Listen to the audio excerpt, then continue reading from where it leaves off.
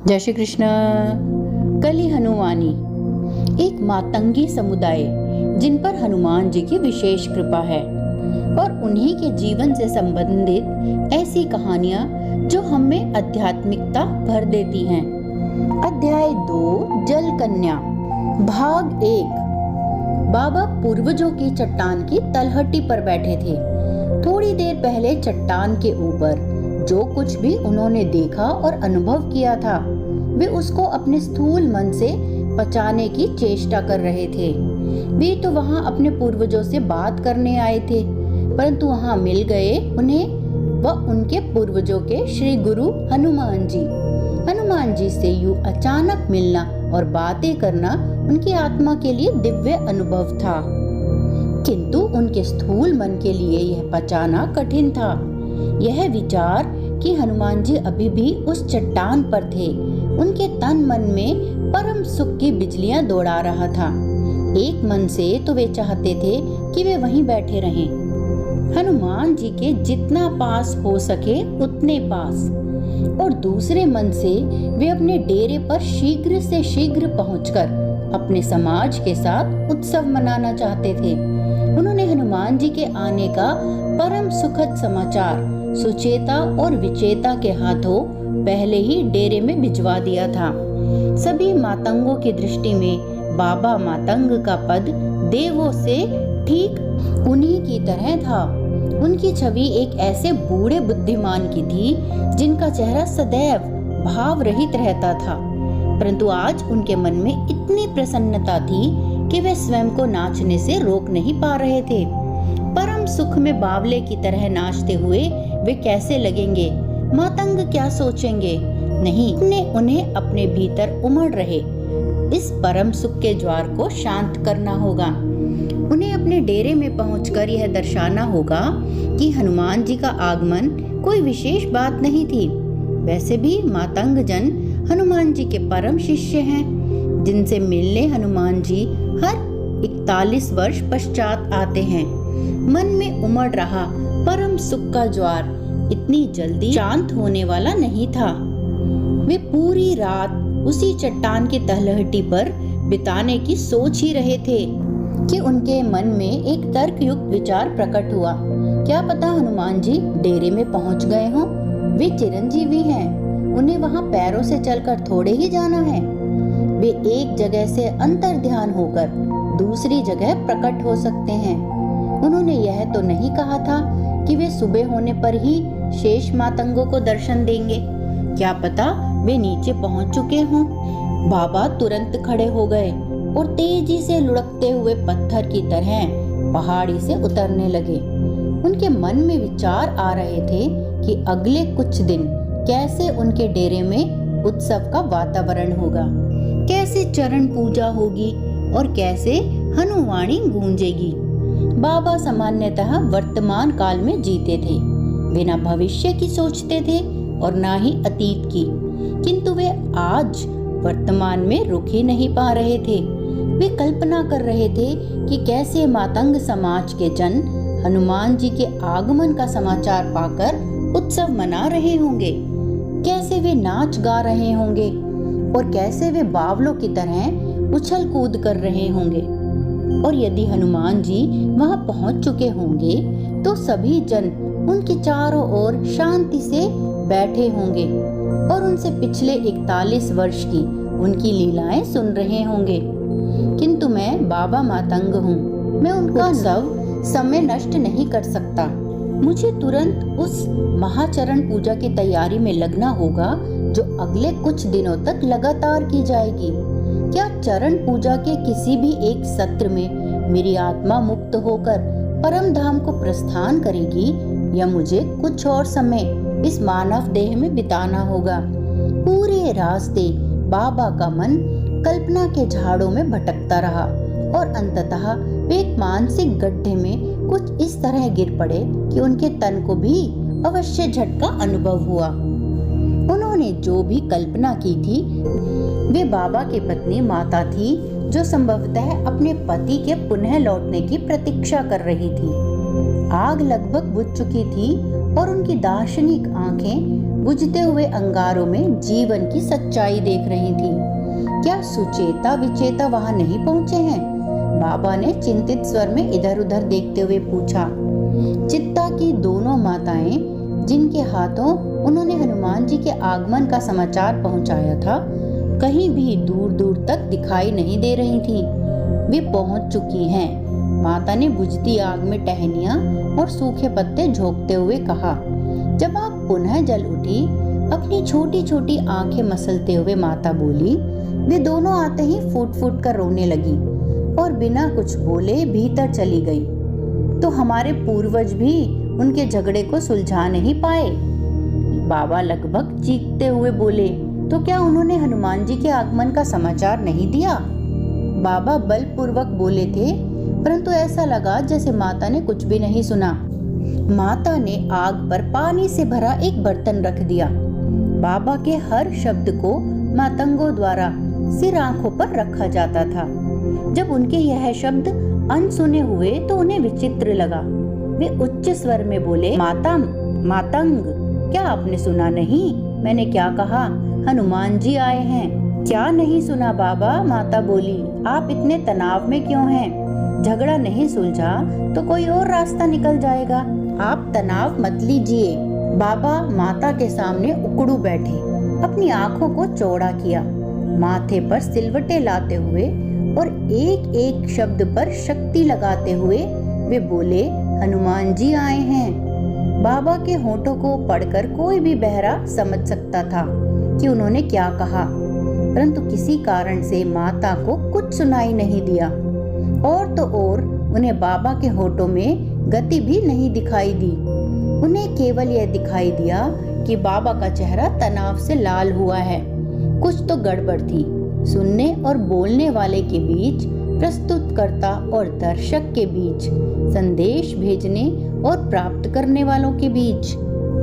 अलग अलग वाक्य और ऊंची नीची ध्वनि के प्रयोग करने के पश्चात बाबा को यह भान हुआ कि वे शेष सभी बातें तो माता तक पहुंचा पा रहे हैं, सिवाय हनुमान जी के आगमन की बात की। मातंगों के मुखिया के रूप में अपने जीवन के सबसे शुभ समाचार को पाठ ना पाने की पीड़ा से उनका हृदय भर आया और वे रो पड़े। माता ने कुछ देर पहले सुचेता और विचेता को भी ऐसे ही रोते हुए देखा था। वे बाबा के समीप आईं और उनके कंधे पर हाथ रखकर उन्हें धीरज बंधाने लगी। मातंगों में कलह होना दुर्लभ था और उससे भी दुर्लभ था बाबा की आंखों में आंसू आना। माता ने सोचा कि बाबा सुचेता और विचेता के बीच के झगड़े को समाप्त ना कर पाने के दुख में रो रहे थे। वे बोली, बाबा आप दुखी ना हो, अभी नहीं तो कल झगड़ा सुलझ ही जाएगा। बाबा ने अपने हाथ से अपने आंसू पोंछे और गहरी श्वास लेते हुए भूमि पर टिककर बैठ गए। जब माता ने देखा कि बाबा को एकांत की आवश्यकता है, उन्होंने अपना हाथ बाबा के कंधे से हटा लिया और आग में जल रही टहनियों को इधर उधर करने लगी। जैसे जैसे आग ने पानी को गर्म किया, उनका मन शीतल होता गया। भावनाओं का ज्वार शांत हो गया। अब वे पुनः स्पष्टता से सोच पाते थे। फिर उन्होंने यूं ही कहा, हे माता, मातंग, कल्पना करो कि मैं आपको कुछ कहना चाहूं और आप वह बात सुन ही ना पाओ। माता ने उबासी ली और इस समय दर्शन शास्त्र के किसी विषय पर चर्चा करने का उनका कोई मन नहीं था। बूढ़े बाबा ने प्यार से अपनी पत्नी को देखा। उन्हें माता मातंग की बात बहुत रुचिकर थी कि वे बेबाकी से अपने भीतर की भावनाओं को व्यक्त करती थीं। उनमें कोई बनावटीपन नहीं था। जो भीतर था वही बाहर। बड़े उत्तरदायित्व उठाने वाले जनों को प्रायः अपनी भीतर की भावनाओं को कुचलकर कार्य करने होते हैं, परंतु माता के साथ वैसा नहीं था। यदि उन्हें नींद आ रही है तो वे दर्शन शास्त्र की में रुचि का ढोंग नहीं कर सकती थी। वहीं बाबा की ऐसी छवि बन गई थी कि उन्हें आधी रात में भी जागकर उनसे ज्ञान की बातें की जा सकती थी। हाँ, बहुत देर हो गई है, हमें सोना चाहिए, बाबा बोले। हाँ, हमें सोना चाहिए, माता मातंग आंख मसलते हुए बोली। वे खड़ी हुई, 2 डग घर की ओर चली और तत्पश्चात पीछे मुड़कर मुस्कुराते हुए बोली, अच्छा, तो आपका संकेत नींद की ओर था। जब आपने कहा मैं आपको कुछ कहना चाहूँ और आप वह बात ना सुनने पाओ। आपकी सोने की इच्छा मुझ तक पहुँच गई है बाबा। सो जाइए, स्वप्न लोक की आपकी यात्रा सुखद हो। आपको नहीं पता कि मैं क्या बोलने वाला था। बाबा बुदबुदाए, किंतु माता वहाँ से जा चुकी थी। बाबा अपने विचारों में इतने मग्न थे कि उन्हें माता का अंतिम वाक्य, आपकी स्वप्न लोक की यात्रा सुखद हो, सुनाई नहीं दिया। यह वाक्य मातंगों का शुभ रात्रि कहने का ढंग होता है। अर्थात बाबा माता को अपनी बात ना पहुंचाने के विचार में इतना खो गए थे कि उन तक माता द्वारा कहा गया वाक्य नहीं पहुंच पाया था। बाबा के कान खुले थे, बस मन कहीं और था। इसीलिए उन्हें माता का शुभ रात्रि संदेश सुनाई नहीं दिया था। इतनी कहानी सुनने पर हम इतना तो अवश्य समझ पा रहे हैं कि हमें क्या सुनाई देता है और क्या समझ आता है। यह सब मन पर निर्भर करता है। अधिकतर जनों का मन माया के वश में होता है, इसीलिए वे वही सुनते और समझते हैं जो माया सुनाना और समझाना चाहती है। वह नहीं सुन पाते जो वास्तव में बोला गया है। माया के पास मन को वश करने के लिए अनगिनत हथियार हैं। जैसे कि यदि एक किशोरी को आप कोई नए प्रकार का वस्त्र देंगे तो हो सकता है उसे वो अच्छा ना लगे, किंतु यदि उसी तरह का वस्त्र उसने किसी राजकुमारी या अभिनेत्री को पहने देखा होगा तो वो उसे बहुत पसंद आएगा। हमारी रुचि अरुचि, अच्छा बुरा, शुद्ध अशुद्ध, प्रेम और घृणा, उचित और अनुचित, पवित्र और अपवित्र, धार्मिक और अधार्मिक, आस्था या अनास्था, इस तरह के ठप्पे हमारे मन पर कौन लगाता है। माया के भ्रम में पड़कर हमारा मन जहाँ अटक जाता है उसी तरह की धारणा हम बना लेते हैं। हमारे जो आसपास हो रहा है वे सब माया है, और माया आपको बताती है कि आप कौन हो। माया आपको बताती है कि आपको क्या करना है, क्या सुनना है, किससे प्रेम करना है और किससे घृणा करनी है। और अंत में आप माया के बंदी बन जाते हैं। आप भूल जाते हैं कि आप एक आत्मा हैं, शुद्ध आत्मा, परंतु माया द्वारा दी गई पहचान को ही आप अपनी पहचान मान बैठते हैं। परंतु मातंगों को माया कैसे नियंत्रित कर सकती थी?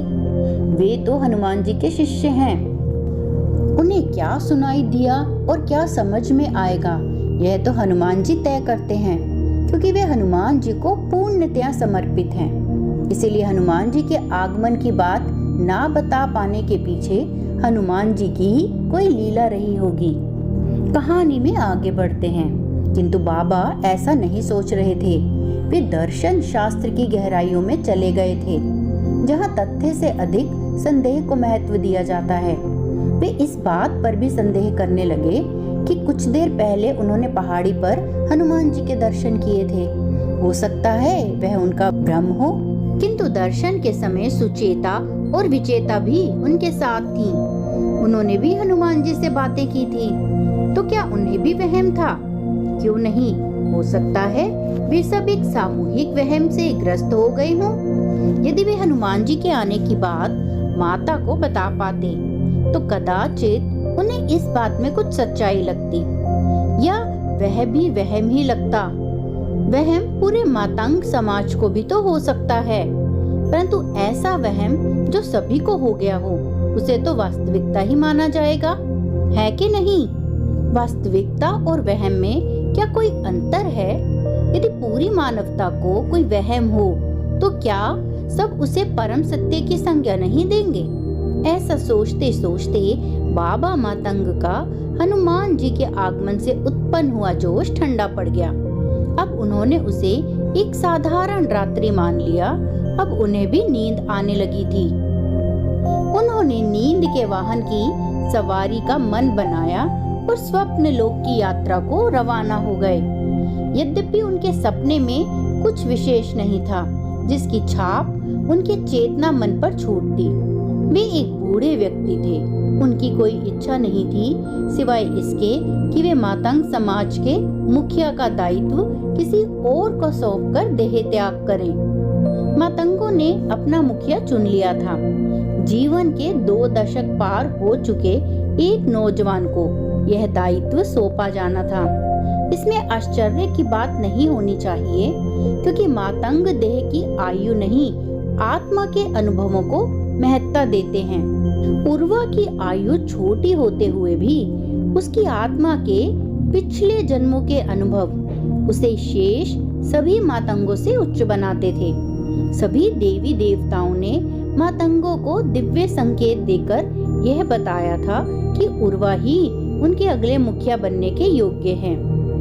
उन संकेतों में से एक था उर्वा को आने वाले बुरे सपने, जो बचपन से उसे कष्ट देते आ रहे थे। अब जब भी बाबा चैन की नींद सो रहे थे, तो उर्वा उसी समय अपने बुरे सपने में फंसता जा रहा था। यह बुरा सपना जो उसे बार बार आता था, एक जलपरी का था।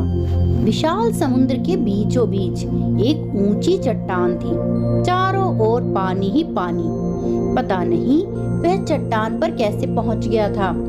समुद्र पार करके घर पहुंचने की आशा कब की दम तोड़ चुकी थी।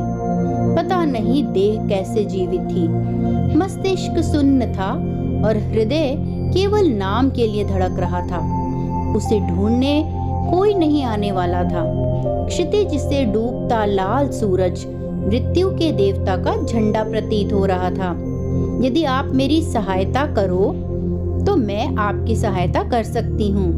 एक मधुर ध्वनि मौत के साए को चीरती हुई उसके कानों तक पहुंची। उसने चट्टान के किनारे नीचे झांक कर देखा। पानी में इतनी सुंदर कन्या खड़ी थी कि उसका वर्णन कठिन था। उसके गोल मुलायम चेहरे की कांति किसी जीवनदायक मायावी औषधि का काम कर रही थी। उसकी चमकती हुई हरी आंखों में हिरण जैसी मासूमियता थी, किंतु उर्वा के मन में मृत्यु और संकट के विचार भरे हुए थे। उसने ऐसे प्रतिक्रिया दी जैसे उसने कन्या नहीं, झाड़ियों के पीछे दुबका कोई शेर देख लिया हो। वह तीव्रता से सरककर चट्टान के किनारे ऐसे पीछे हटा जैसे संकट को भांपकर कोई जानवर बिल में घुसता है। किसी ने झपट्टा नहीं मारा, कोई नहीं गुर्राया। जब अगले कुछ क्षण संपूर्ण मौन में बीते तो उसे अपनी त्रुटि का भान हुआ। कहीं ऐसा तो नहीं था कि उसने सहायता के लिए बड़े हाथ को सांप समझ लिया था। कौन हो आप और क्या चाहती हो? उसने उत्तर की अपेक्षा से नहीं, बल्कि यह जानने के लिए प्रश्न पूछा कि वह अलौकिक कन्या वहीं पर थी या चली गई थी। मैं आपको वहां पहुंचा सकती हूँ, जहां पर आते जाते जल यात्री कदाचित आपको देख लें और आपकी सहायता कर दें। उत्तर मिला। उर्वा मौन रहा।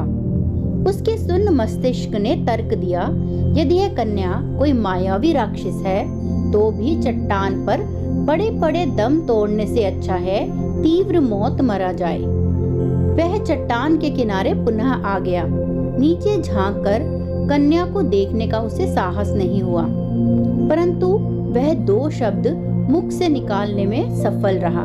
कौन हो आप?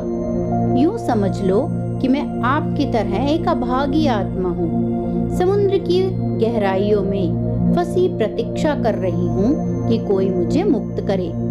कन्या ने इतने उदास स्वर में उत्तर दिया कि उर्वा के मस्तिष्क ने उन शब्दों को समझने की चेष्टा नहीं की। उत्तर के अंत में कन्या ने संभवतः गहरी श्वास छोड़ी तो उर्वा को लगा कि वह सुबक रही थी। अब उर्वा से रहा नहीं गया। उसने दोनों हाथ चट्टान के किनारे उसके ऊपर टिकाकर अपना सिर बाहर निकाला और नीचे देखा। उसकी आंखें कन्या की निर्मल हरी आंखों से मिली तो उसके मन से भय और संकट के सभी विचार वाष्प की तरह उड़ गए। चट्टान पर पेट के बल लेटकर उसने अपना हाथ कन्या की ओर बढ़ाया और बोला, चलो ऊपर आ जाओ। कन्या के कोमल हाथ उसके हाथ से मिले तो तुरंत कुंडली बन गई। ये समझ नहीं आ रहा था कि किसने किसका हाथ थाम रखा था। उर्वा ने कन्या को ऊपर खींचने के लिए बल लगाया। कन्या पानी से तनिक भी ऊपर नहीं उठी, उल्टे वह नीचे धंसने लगी। ऐसा लगा जैसे कन्या को कोई मगरमच्छ पानी में नीचे खींचकर ले जा रहा था।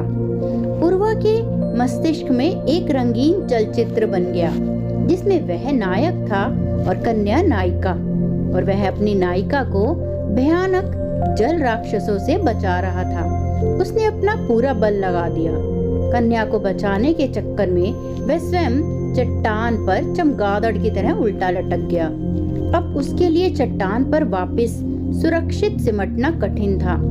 गहरा समुद्र उसे निगलने के लिए तैयार था।